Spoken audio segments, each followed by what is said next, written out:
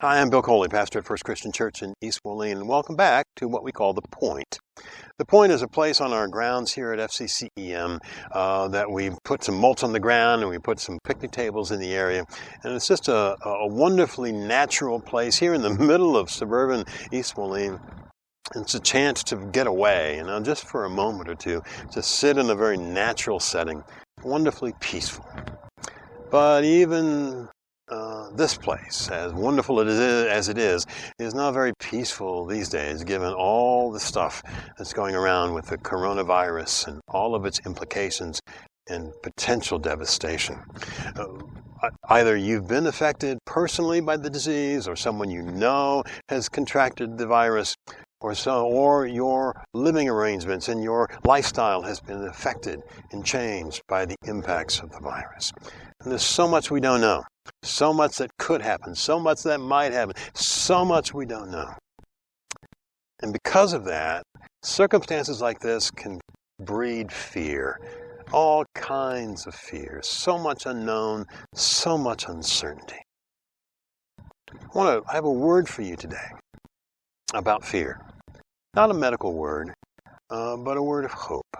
We'll let the medical stuff be taken care of by the professionals, by the doctors and the nurses and the care providers and the public health experts and the researchers. I have a word of hope for you about fear. Particularly, I want to talk to you about two kinds of fear. One kind of fear is a fear that is a concern, a heightened sense of alarm, anxiety, stress, a feeling of risk, being at risk, of being in danger. Either because of known circumstances or unknown circumstances. Fear is that heightened sense of alarm and concern about one's well-being, or perhaps some other person's well-being. That's one kind of fear. The other kind of fear is a heightened sense of alarm and fear and dread and uncertainty based on known things or unknown things, a sense of risk and danger either to one's person or to somebody else's person or to your own circumstances or somebody else's circumstances that holds us captive. Now, I did a terrible job of making those two definitions sound alike, but I meant for them to be basically the same. All except the last clause. In the second kind of fear, in that second definition, I ended it with, that holds us captive. That's the difference between the two kinds of fear that I want to talk about today, that holds us captive. See, there's nothing wrong with being afraid or having fear in circumstances such as these. There's so much unknown, so much we can't know, so many questions we really can't answer with any kind of definitiveness. It's perfectly normal and natural to be afraid. The problem comes when we allow our fear, when fear holds us captive, when it paralyzes us into inaction, when we no longer have hope, when we're no longer able to take the actions, the responsible and reasonable actions to protect ourselves, but also to protect others, to stay in community, to be connected with each other, to be a constructive and helpful presence and participant in our community. There's a story in the Gospels of Jesus when he walks on water in the middle of a storm. He walks on water toward a boat that contains Peter and some other disciples. It's one of the most understated moments in the Gospels, I think. Jesus comes walking, and he finally satisfies the disciples that it's he who is doing this remarkable thing of walking on the water. And then Peter says to Jesus, "Hey, if it's you, then tell me to come walking to you on the water." Jesus says, "Come." Peter gets out of the boat and begins walking toward Jesus. It's one of the most remarkable scenes. You have to sort of imagine the wind blowing and the thunder and the waves crashing. And here's this guy, Peter, who gets out of a boat and starts walking to Jesus in the middle of that, what must surely have been a stressful time. We can't imagine that Peter got out of the boat with 100% confidence. He had to have some kind of stress. Me? Walk on water? He gets out of the boat, starts walking to Jesus. And you know what he does? He's on top of the water. He's walking on water. Until He looks around, sees the circumstances, feels the wind, feels the waves, experiences distress, and in his fear, he starts to sink. See, the fear that he had, the stress or the anxiety that he had before he got out of the boat was natural, normal, understandable, given the situation that he was in. The fear that held him captive, though, was the fear that led him to sink, to begin to sink in the waves. That's the kind of fear we have to figure out how to get rid of in our lives these days.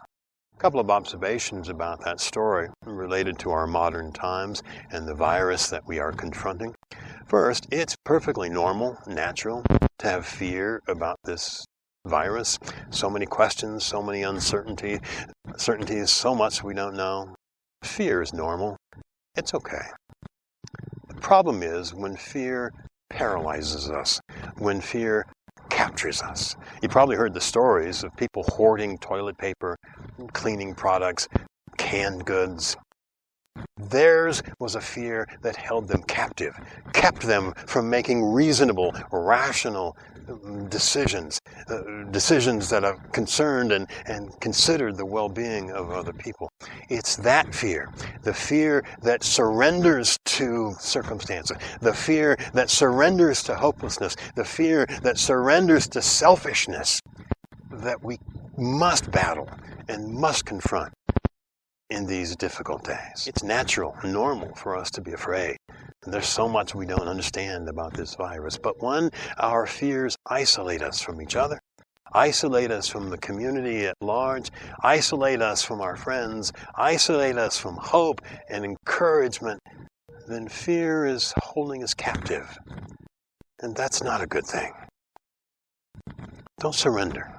Don't surrender to your fear. Don't surrender to hopelessness. Don't surrender to your doubts. Don't surrender to your anxiety. Don't let your fear hold you captive.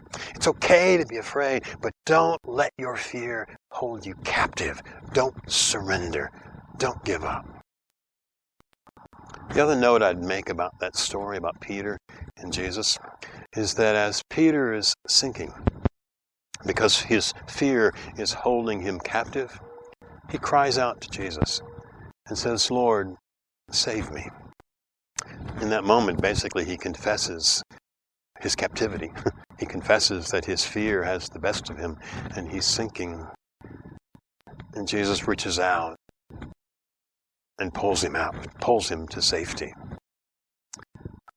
However broken and wounded you are right now, however fearful you are, when fear begins to hold you captive, when you begin to surrender to hopelessness and doubt and dread, when you begin to surrender to the worst case scenarios and what if dangers, cry out. Cry out to God. Cry out to Jesus. As a matter of faith, as a matter of conviction, as a matter of scriptural truth, I tell you, God will reach out for you. A lot of people are going to be crying out to Jesus, crying out to God in these days. Let's do a little bit of the crying out of our own right now as we pray. God, we got a lot of people that we know who are challenged and wounded, broken by illness, perhaps, broken by economic uncertainty, broken by fear, just held captive to all the doubts and the reservations and the potentials and the possibilities, all of it being really scary. We pray for people like that. We pray for everyone in our community, in our world, who is struggling with fear. Help them cry out to you. Give them reminders, maybe even through this little message. Give them reminders of the power that you have to reach out to people who cry out to you. We're not going to be perfect about this. We're always going to be in need. But we're always going to try to believe that you don't let go. In Jesus we pray. Amen. Thanks for tuning in again. Hope you come back. We're going to be making these videos available on Mondays, Wednesdays, and Fridays, at least for the time being. If you have questions or comments, leave them at the Contact Us page on our website. If you leave a question, perhaps I'll be able to address it in a future video. Tell your friends, tell your family. Invite them to come to the point with me and with us as we help each other through these very difficult times. Thanks for tuning in. Blessings to your day. And bye-bye.